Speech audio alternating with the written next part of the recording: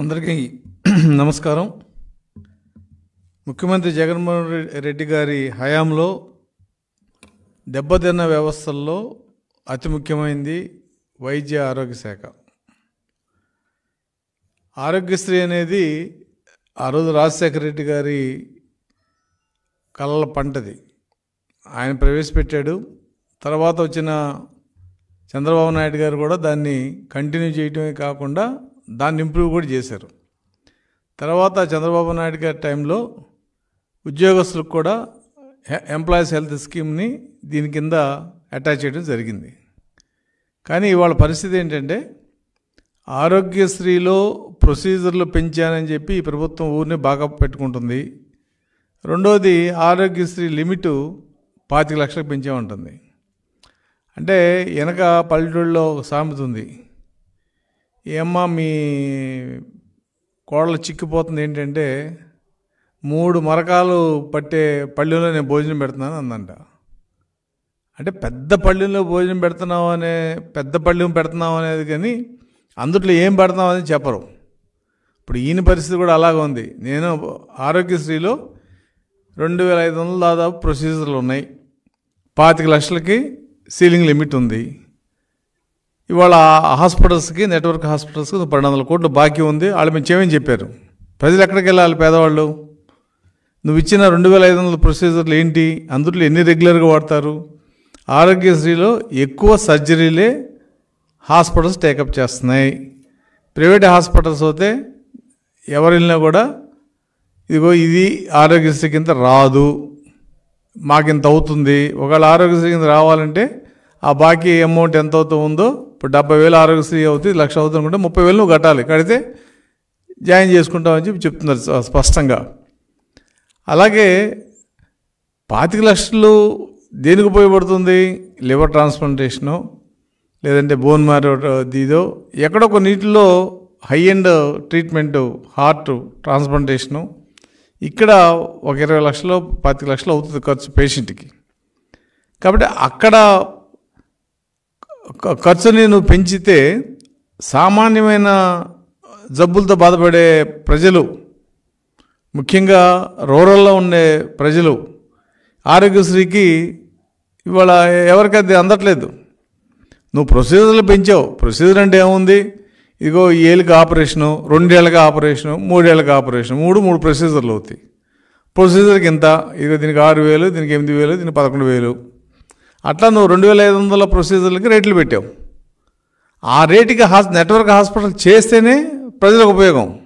వాళ్ళు ఏం చేస్తున్నారు? ఏదైతే ఉపయోగం ఉందో, ఏదైతే వాళ్ళు నష్టపోరో, డెంటల్ కానీ, నీ రిప్లేస్మెంట్లు కానీ, ఏదో కొన్ని సర్జరీస్ ఉన్నాయి, ఆ సర్జరీస్ వరకు వాళ్ళు దాన్ని చేస్తున్నట్టు తాలూకానే వాళ్ళ 1200 కోట్లు బాకీ ఉంది. ఇది మీరు చెల్లిస్తే తప్ప మేము చేయమని చెప్పి ఇప్పుడు కాదు, గతంలో నవంబర్లో కూడా వీళ్ళు ఇదే పరిస్థితి చెప్పారు. మేము 500 కోట్లు ఆ నెలాఖరికి రిలీజ్ చేస్తామని చెప్పిన ప్రభుత్వం ఇంతవరకు రూపాయి ఇవ్వలేదు. మరి ప్రజల పరిస్థితి ఏంటి? వాళ్ళు ఎక్కడికి వెళ్ళాలి? లేదు ఏ రకమైన ట్రీట్మెంట్ తీసుకోవాలనేది ఇవాళ అర్థం కాని పరిస్థితి. రెండో అంశం ఉద్యోగస్తులు, పెన్షనర్లు. ప్రజలంటే అది బీపీఎల్ ఫ్యామిలీస్ కింద ప్రభుత్వం ఊరికినే అంటే ఉచితంగా వైద్యం అందిస్తుంది. కానీ ఎంప్లాయీస్కి అలా కాదు. ఎంప్లాయీస్ డబ్బులు కడుతున్నారు. పెన్షనర్గా నాకు నెలకు 300 రూపాయలు కట్ అవుతున్నాయి జీతంలో. కట్ అయిన తర్వాత నేను హాస్పిటల్కి వెళ్తే ఆరోగ్యశ్రీ పేషెంట్ని, ఉద్యోగస్తుని కానీ, పెన్షనర్స్ కానీ ఒకే రకంగా ట్రీట్ చేస్తున్నారు హాస్పిటల్స్లో. నువ్వు డబ్బులు కట్టావా లేదా మాకెందుకయ్యా, మా గవర్నమెంట్ డబ్బులు ఇవ్వట్లేదు, మీకు ట్రీట్మెంట్ చేయం, మీరు డబ్బులు కట్టుకుని తర్వాత రీయింబర్స్మెంట్ తీసుకోండి. రీయింబర్స్మెంట్ ఎంత వస్తుంది? ఇవాళ ఒక స్టంట్ వేస్తే 2 లక్షల రూపాయలు తీసుకుంటున్నారు హాస్పిటల్లో. అంటే స్టంట్ వాల్యూ 32,000. మెడికల్ మేనేజ్మెంటు లేకపోతే డాక్టర్ కన్సల్టేషన్ అదని ఇదని 2 లక్షలు తీసుకుంటున్నారు. రీయింబర్స్మెంట్ ఎంత ఇస్తున్నారు మీరు? 40,000, 50,000 ఇస్తున్నారు. మరి మిగతా 1,40,000 రూపాయలు ఎంప్లాయీ పెట్టుకోవాలి కదా. కాబట్టి ఎంప్లాయీ అంటే సర్వీస్లో ఉన్నవాడు ఏదో కొద్ది గొప్ప ధైర్యం చేయగలుగుతున్నారు. రిటైర్ అయిన పెన్షనర్స్ పరిస్థితి దారుణంగా ఉంది. వాళ్ళు ఎక్కడికి వెళ్ళిన హాస్పిటల్స్లో మేము మీ ఈహెచ్ఎస్ మీ కార్డు మీద మేము చెయ్యం, మీరు డబ్బులు కట్టుకుని రీయింబర్స్మెంట్ తీసుకోండి అని చెప్తున్నారు. అందుకనే రీయింబర్స్మెంట్ని ఎక్కడో ఆపాల్సిన దాన్ని ఈ రోజు వరకు కూడా రీఎంబర్స్మెంట్ కంటిన్యూ చేయటం జరిగింది. ఎందుకని రీఎంబర్స్మెంట్ లేకపోతే కనీసం ప్రాణాపాయం పరిస్థితుల్లో డబ్బులు ఖర్చు పెట్టుకుందామన్నా కూడా అవకాశం లేని పరిస్థితి.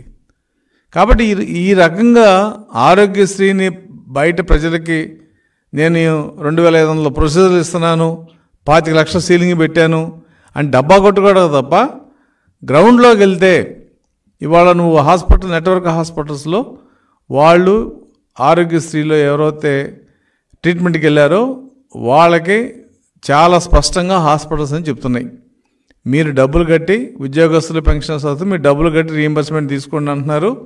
లేదంటే ఇది ఆరోగ్యశ్రీకి 30,000 అవుతుంది వస్తుంది, ఇది 50,000 అవుద్ది, ఆ 20,000 నువ్వు కట్టు, ఆ 30,000 తర్వాత ప్రభుత్వం నుంచి మేము తెచ్చుకుంటామని చెప్పి ప్రభుత్వం దగ్గర డబ్బులు రాని కారణంగా ఇవాళ పెనాల్టీ ప్రజల మీద పడుతుంది. మరి అసలు ఈ ముఖ్యమంత్రి గారిని అర్థమవుతుందో లేదో నాకైతే అర్థం కావట్లా. నీ తండ్రి పెట్టిన ఒక స్కీమ్ అది, ఆయన కళ్ళల పంట ఆరోగ్యశ్రీకి అనేది. మరి దాన్ని ఆ రోజున 2-3 జిల్లాల్లో ప్రయోగాత్మకంగా ప్రవేశపెట్టిన తర్వాత రాష్ట్రం అంతా ప్రవేశపెట్టిన తర్వాత తెలుగుదేశం ప్రభుత్వం కూడా దాన్ని ఆమోదించి దాన్ని అభివృద్ధి చేసింది. ఇంకొక విషయం ఏంటంటే తెలుగుదేశం ప్రభుత్వంలో ఉద్యోగులకి పెన్షనర్స్కి స్కీమ్ని ఎక్స్టెండ్ చేయటమే కాకుండా ప్యాకేజ్ రేట్లని కన్జ్యూమర్ ప్రైస్ ఇండెక్స్ అంటే మన ధరల పెరుగుదలకు అనుగుణంగా దాన్ని పెంచాలని చెప్పి ప్రభుత్వం కూడా నిర్ణయం తీసుకుంది. అంటే ఇవాళ దాదాపు 10,000 రూపాయలు అయిన సర్జరీ నెక్స్ట్ ఇయర్ అది 11,000కో 11,500కో పెంచడం జరుగుతుంది. కాబట్టి దానికి వాళ్ళు హాస్పిటల్స్ కూడా ఒప్పుకున్నారు. సూపర్ స్పెషాలిటీ ఎన్ఏబిహెచ్ ఉన్న వాళ్ళకి ఇంత, సూపర్ స్పెషాలిటీ వాళ్ళకి ఇంత, అలాగే కొన్ని హాస్పిటల్స్కి ఆ క్లాసిఫికేషన్ బట్టి వాళ్ళకి అమౌంట్ ఇంతంతని ఇవ్వడం జరిగింది. కాబట్టి ఆ పరిస్థితి కూడా ఇవాళ ప్రభుత్వం దగ్గర లేదు. వాళ్ళకి ప్యాకేజ్ రేట్లు పెంచలేదు అనేది ఒక అంశం. రెండోది, చేసిన ఆపరేషన్లు కనీసం 3 నెలల్లో డబ్బులు వస్తే మాకు రిలీఫ్ ఉంటుందని హాస్పిటల్స్ నెట్వర్క్ హాస్పిటల్స్ అని మొత్తుకుంటుంటే అసలు ప్రభుత్వం దగ్గర వీళ్ళని చెప్పుకునే అవకాశం కూడా లేదు. హెల్త్ సెక్రటరీ చెప్పుకుని హెల్త్ సెక్రటరీ ఏం చేస్తాడు, ఏం చేయలేడు. గట్టిగా ఏదైనా హాస్పిటల్ కన్నా మాట్లాడితే హాస్పిటల్ మీద ఏదో మున్సిపాలిటీ వాళ్ళని పంపించి నీకు వాటర్ ఇది ఉందా, ప్రొటెక్షన్ ఉందా, ఫైర్ ప్రొటెక్షన్ ఉందా ఏంటని చెప్పి బెదిరించే పరిస్థితి.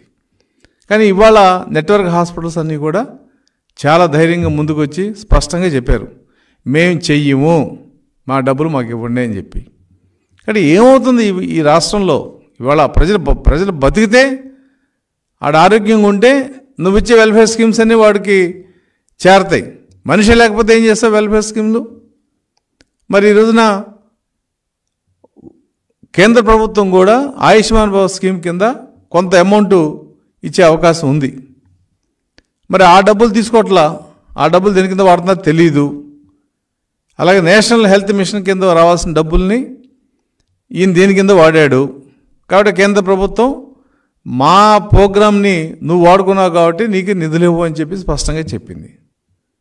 మరి ఈ రకమైన మిస్మేనేజ్మెంట్తో ఆరోగ్య వ్యవస్థ, వైద్య ఆరోగ్య వ్యవస్థ అంతా కూడా మరి చిందరవందర చేయడం జరిగింది. మెడికల్ కాలేజీ అన్నాడు ఈయన, జిల్లాకు మెడికల్ కాలేజీ అన్నాడు, 5 మెడికల్ కాలేజీని ప్రారంభిస్తున్నాం అన్నాడు. ఏం చేశాడు 5 మెడికల్ కాలేజీలో? క్యాపిటేషన్ ఫీజు, డొనేషన్ చెప్పలేదు కానీ ఫీజు అంటే కన్వీనర్ కోటాలో వచ్చినా కూడా ఫీజు కట్టాలి. మరి all India institute of medical science seat వస్తే వాళ్ళు కట్టే సంవత్సరానికి 7,000 8,000 రూపాయలు ఉంది. ఇవాళ ప్రభుత్వం చెప్పే గవర్నమెంట్ మెడికల్ కాలేజీలో సీట్ వస్తే లక్షల ఫీజులు కట్టాలి. మరి ఇది ఏ రకమైన విధానాలో రాసిన వాడికైనా అర్థం అవ్వాలి, ప్రజలకైనా అర్థం అవ్వాలి. మరి అటువంటి ఈ చిత్రమైన విధానాలతో మెడికల్ కాలేజీ మేము తీసుకొచ్చామని చెప్పి సాటి మెచ్చుకున్న ఈ ప్రభుత్వం అవన్నీ పక్కన పెడితే అసలు ఉన్న ప్రజలకి వైద్యం అందించే విధానంలో ప్రభుత్వం పూర్తిగా విఫలమైంది. హాస్పిటల్స్కి వెళ్తున్నారు, ఆయన ఏదో నేను 50,000 మంది స్టాఫ్ని అపాయింట్ చేశా అన్నాడు. ఫ్యామిలీ డాక్టర్ అన్నాడు, అదన్నాడు, ఇదన్నాడు. అన్ని కాగితాల మీద పెద్ద పెద్ద అడ్వర్టైజ్మెంట్లు ఇచ్చి ఇదిగో నేను ఇది చేసాను చెప్పడం తప్ప ఫీల్డ్లో నిజంగా ఫ్యామిలీ డాక్టర్ అంటే ఏంటి? ఒక కుటుంబానికి ఒక డాక్టర్ ఉండాలి. కుటుంబంలో ఏం ఇబ్బంది వచ్చినా ఆయన అటెండ్ అవ్వాలి. ఈ రాష్ట్రంలో ప్రజలంతమంది, అందులో బీపీఎల్ ఫ్యామిలీస్ ఎంతమంది డాక్టర్లు ఉన్నారు, ఎంతమంది ఫ్యామిలీ డాక్టర్స్ కింద నువ్వు క్లాసిఫై చేసావు అనేది ఇంతవరకు ఏ ఊళ్ళో కూడా తెలియదు. ఆయన ఏదో ఓపెన్ చేసిన రోజున ఫ్యామిలీ డాక్టర్ అన్నాడు, అదన్నాడు, ఇదన్నాడు, అయిపోయింది. కాబట్టి వైద్యం అనేది ప్రజల ప్రాణాలతో చెలగాటం పరిస్థితి. ఇక మిగతా విషయాల గురించి మనం ఎంత తక్కువ మాట్లాడుకుంటే అంత మంచిది. 108లు ఈ పదవిలోకి రాగానే విజయవాడ బెంచ్ సర్కిల్ దగ్గర పెద్ద ఊరేగింపు 108లకి. ఈ ఫస్ట్ టైం ఆంధ్రప్రదేశ్లో 108లు వచ్చినంత హడావుడి ఆ రోజున. మరి వాళ్ళ 108 లేక ఎంతమంది ఇబ్బంది పడుతున్నారు? వాటికి సర్వీస్కి డబ్బులు లేక, ఆయిల్ జీతాలు ఇవ్వక, అలాగే 104లు. ఆ రోజున చంద్రబాబు నాయుడు గారు ప్రవేశపెట్టిన తల్లి బిడ్డల ఎక్స్ప్రెస్, అలాగే ఒక డెడ్ బాడీ చనిపోతే గవర్నమెంట్ హాస్పిటల్ నుంచి ఆ మృతుడి ఇంటి వరకు ఫ్రీ డెలివరీ, ఇలా ఎన్నో స్కీములు ఉండేవి. అవన్నీ అటకెక్కిచ్చాడు ఈయన. ఏదైనా ఉన్నా కూడా 1 ఎక్కడో అమలవుతుంది తప్ప ఆ స్కీమ్ ఎంతమందికి వెళ్ళాలో అంతమందికి వెళ్ళలేని పరిస్థితి. ఇలా ఈ రకంగా ఆరోగ్యశ్రీని మొత్తం నాశనం చేసి ఇవాళ 1200 కోట్లు చంద్రబాబు నాయుడు గారు హయాంలో మార్చి 19కి 20,000 కోట్లు బాకీలు ఉంటే గత ప్రభుత్వం బాకీలు మేము కడతామని చెప్పి హౌస్లో చెప్పాడు ఫైనాన్స్ మినిస్టర్ గారు. కానీ వాళ్ళు మీరు ఇవ్వాల్సిన ఇటువంటి బాకీలు, కాంట్రాక్టర్ల బాకీలు, ఉద్యోగస్తుల బాకీలు, అలాగే ఈ ఆరోగ్యశ్రీ బాకీలు, ఇవన్నీ అసలు ఏం జరుగుతుంది ప్రభుత్వంలో, ప్రభుత్వం ఏం చేయబోతుంది అనేది ఎవరికి, ఈవెన్ క్యాబినెట్లో కూడా ఎవరికి అర్థం కాని పరిస్థితి. కాబట్టి ఆరోగ్యశ్రీ అనేది పూర్తిగా దీన్ని నాశనం చేసి డబ్బులు ఇవ్వకుండా ఈ స్కీమ్ని అమలు కాకుండా చేసే విధానంలో ఇవాళ జగన్మోహన్ రెడ్డి ఉన్నాడనేది స్పష్టమవుతుంది. మరి ఆయనకి ఏదన్నా వాళ్ళ తండ్రి గారి స్కీము నేను చేయటం ఏంటి, నా స్కీమ్ కొత్తగా ఉండాలని చెప్పి అంబేద్కర్ విదేశీ విద్య విధానం తీసేసి జగన్మోహన్ రెడ్డి జగనన్న విదేశీ విధానాన్ని పేరు మార్చుకున్నట్టుగా ఈ ఆరోగ్యశ్రీ మా నాన్న పెట్టింది కాబట్టి నాకు ఇది బాగాలేదు, వేరే స్కీమ్ పెట్టుకుందామని ఆలోచన ఉన్నాడేమో. ఏదైనా కూడా ఇవాళ ఆరోగ్యశ్రీ బాకీలు ఇవ్వకపోవడం వలన నెట్వర్క్ హాస్పిటల్స్ అందరూ కూడా ట్రీట్మెంట్ ఇవ్వకపోవడం వలన ప్రజలు చాలా ఇబ్బంది పడుతున్నారు. ఉన్న గవర్నమెంట్ హాస్పిటల్లో అరకొర వసతులతో అక్కడ సమస్యలు ఇంకా దాన్ని మొదలు పెడితే ఎవరికి చెప్పుకోవాలో తెలియని పరిస్థితి. ఏదైనా తెలుగుదేశం పార్టీ తరఫున మేము ప్రభుత్వం డిమాండ్ చేస్తున్నాం, మీరు ప్రాజెక్టు కట్టలేరు, లేదా ఇంకొక వ్యవస్థని మీరు ఇంప్రూవ్ చేద్దామంటున్నారు, చేయలేరు. ఎందుకంటే మీకు సమయం లేదు, ఉన్నది 80 రోజులే, 76 రోజులే. కనీసం ప్రజలు బతకడానికి కావాల్సిన ఈ ఆరోగ్యశ్రీ స్కీమ్నన్నా డబ్బులు రిలీజ్ చేసి ప్రజలకు వైద్యం అందించి వాళ్ళ జబ్బుల నుంచి కాపాడే ప్రయత్నం చేయాలని చెప్పి ముఖ్యమంత్రి గారిని నేను తెలుగుదేశం పార్టీ తరఫున డిమాండ్ చేస్తున్నాను. అలాగే ఉద్యోగులకు సంబంధించి కూడా, ఉద్యోగులు ఏమీ బీపీఎల్ ఫ్యామిలీస్ కాదు, వాళ్ళు డబ్బులు కడుతున్నారు. ఉద్యోగస్తులు, పెన్షనర్స్ అందరూ కలిపి వాళ్ళు డబ్బులు కడుతున్నారు. ఆ డబ్బులు గవర్నమెంట్ అకౌంట్లో ఉంటాయి, అది మీరు చెల్లించట్లా, వాడేసుకుంటున్నారు.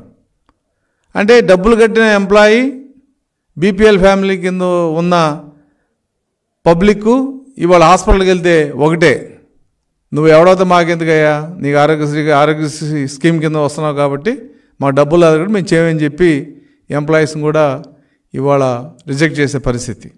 ఏదైనప్పుడు కూడా ఇప్పటికైనా సరే కనీసం ప్రభుత్వం ఆరోగ్యశ్రీ విషయంలో అయినా సరే బాకీలు వెంటనే చెల్లించి ప్రజలకు వైద్యం అందించాల్సిందిగా తెలుగుదేశం పార్టీ తరఫున డిమాండ్ చేస్తున్నాం.